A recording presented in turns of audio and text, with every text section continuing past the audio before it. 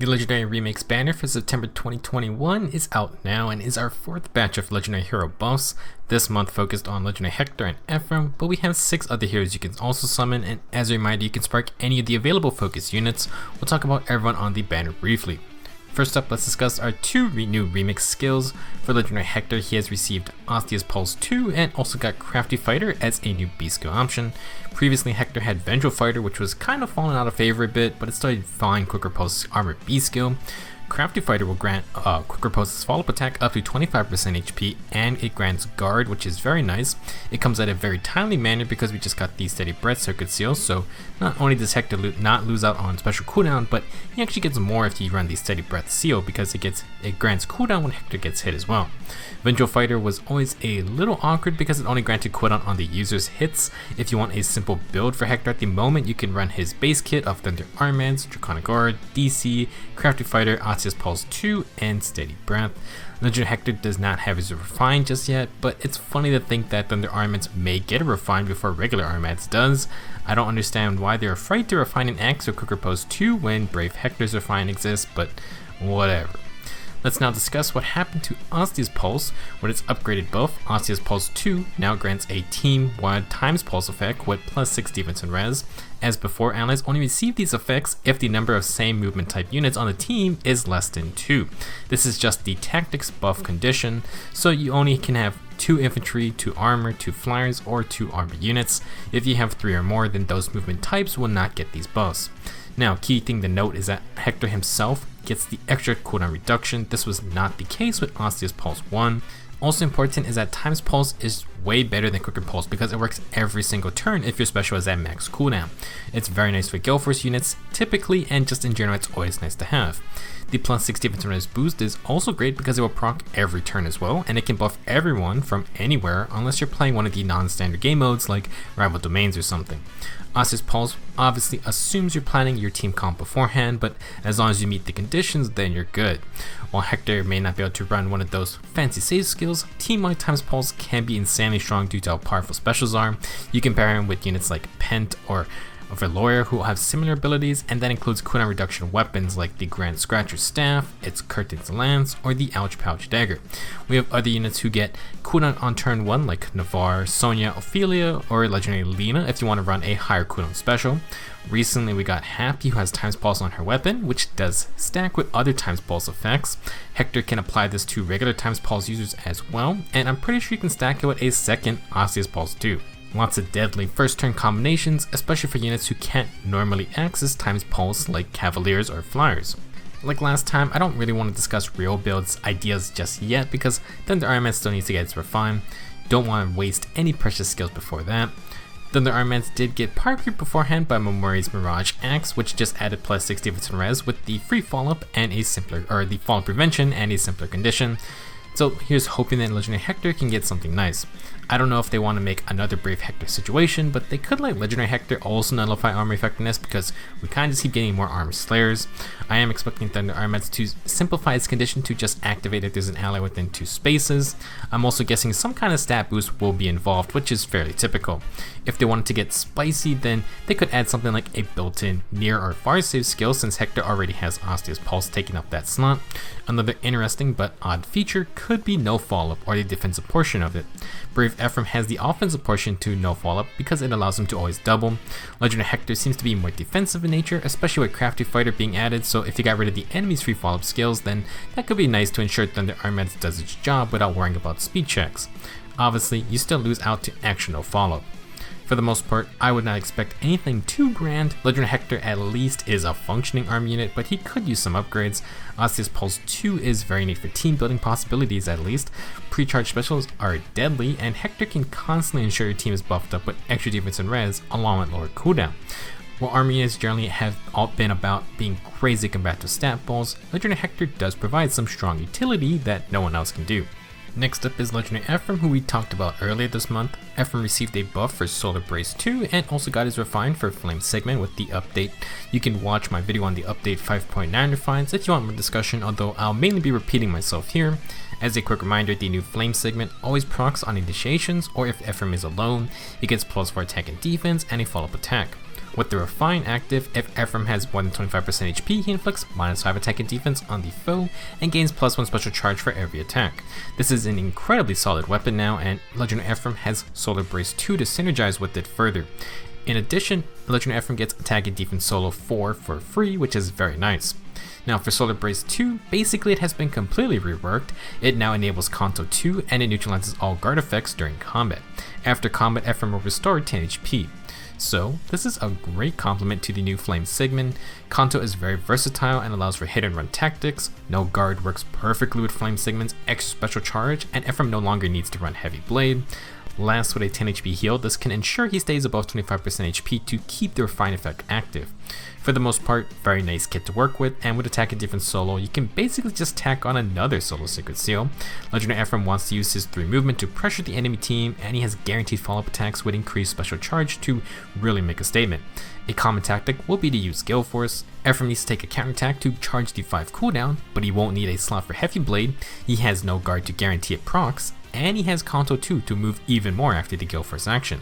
This could be remedied if you had a way to give him Time's Pulse, wink wink, Legendary Hector. Unfortunately, because Ephraim heals every fight though, he may not be the best Wings and Mercy Gale Force beacon if you want to use that. That's okay though. To fill in the missing C slot, you can go with something simple like Rouse Attack and Defense from Orson if Ephraim is by himself often. You can also go with Attack and Defense Menace since it matches the 4 attack range of the Melee Cavalier, and the extra debuffs are nice to have. Instead of solo skills, you can also use Catch 8 skills, which do give the option to attack next to allies.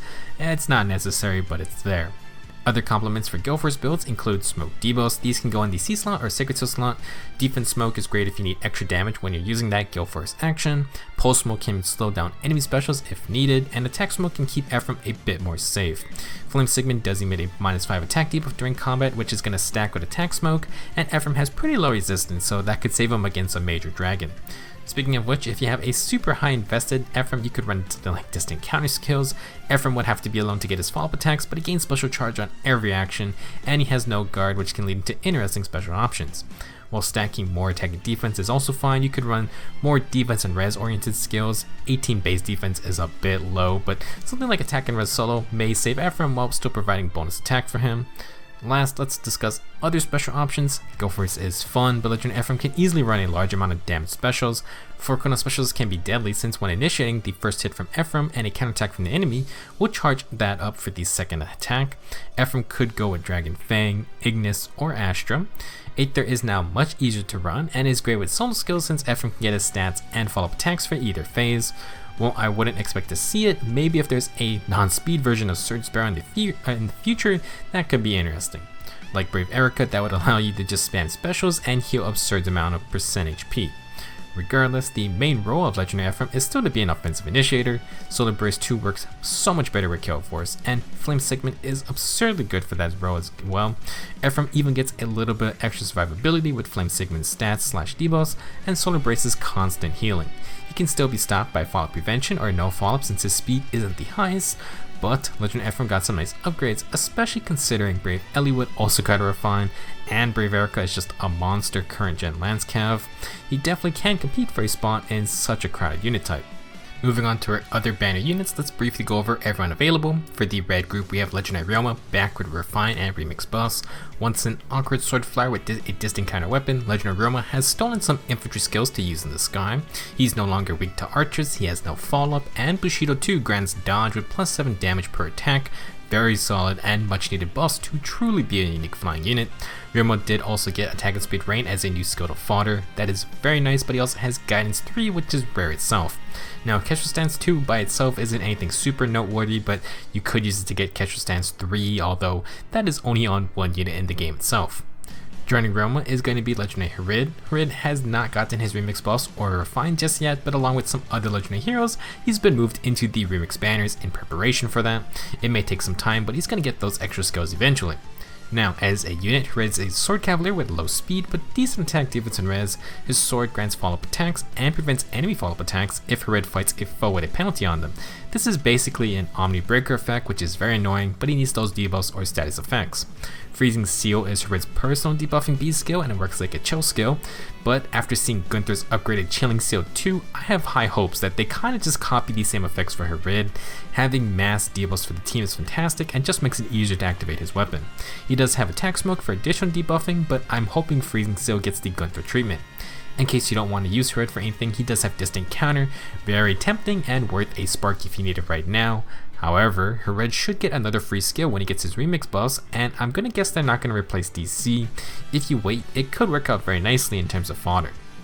Moving on to the blue group, we start with Legendary Ephraim. As mentioned, he only got Attack and Defense Solo 4 to replace Sturdy Stance 2, and to be completely honest, that's basically the only skill worthwhile getting from Ephraim. Soul and Fortified Defense just aren't anything special. Luckily, joining Ephraim will be his tutor, General Duessel. Duessel has made a name for himself and the slow cavalier archetype with insanely tanky min-max stats. To make things better, Duessel is fully kitted out with more defensive res increasing skills, and his Obsidian Lance grants a follow-up attack with attack and defense debuffs.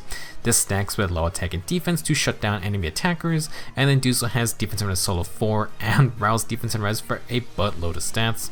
His weapon does require a solo condition, hence the full solo based kit.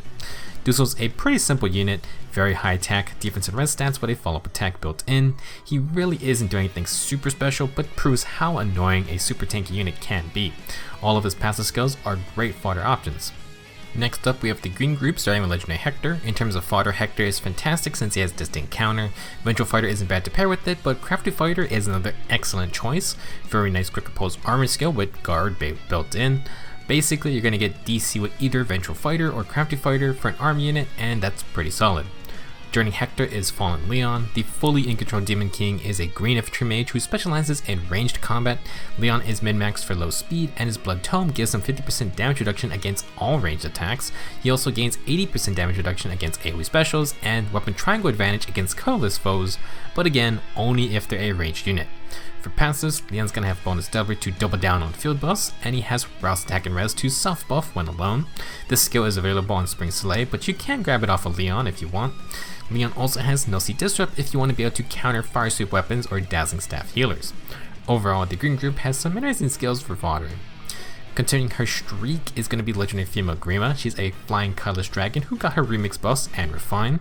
This Grima has some nice things going for her, including plus 10 to all stats, guard, distant counter, buff neutralization, and nullifies fly effectiveness. She got Speed and Res Rain as a new skill, which is fantastic, but Grima also has Res Smoke. Speed and Res Rain is definitely a bit more enticing though. In general, Legendary Grima is a pretty solid jack of all trades unit. She's colorless and a flying distant counter unit not weak to arrows with magic damage. She's also pretty fast and has balanced stat spreads, which does let her fight pretty much anyone. Just gotta beware of Dragon Slayers. Last up is Eleonora. She's a colorless infantry archer with decent attack and speed stats. Her Mirage Longbow is a pseudo fire sweep bow, and basically if Eleonora is faster than the foe, then they cannot counter back. It's a bit simple, but still very annoying in general. If you don't want to use Eleonora, then she also has some top tier fodder skills, Rally Attack and Speed Plus, and Speed and Defense Ruse for the Rally plus Ruse combo. She also has Attack and Speed Push 4, which is still a good skill for a quick and dirty plus 7 attack and speed. All in all, not a bad colorless group. That's going to be it for this video. Here are the listed dates for when these units will return. The next remix banner should be in November, and Legendary Grima's back again. Funny consequence of her being on every one of these banners is that someone could spark her every 2 months basically. Don't think that can be said for many units. There was also an update for Legendary Ike who was supposed to come in May 2022, but that's been changed to March. Hector and Hrid will be back in February 2022, with Ephraim and Ryoma coming in May. Quite a while away from now. Apparently there's going to be remix banners in January, February, and March. We may get a lot of remix buffs very soon, or something fishy's going on. Anyway, that's all I got for this video. Good luck if you are summoning, and I'll see you in the next one.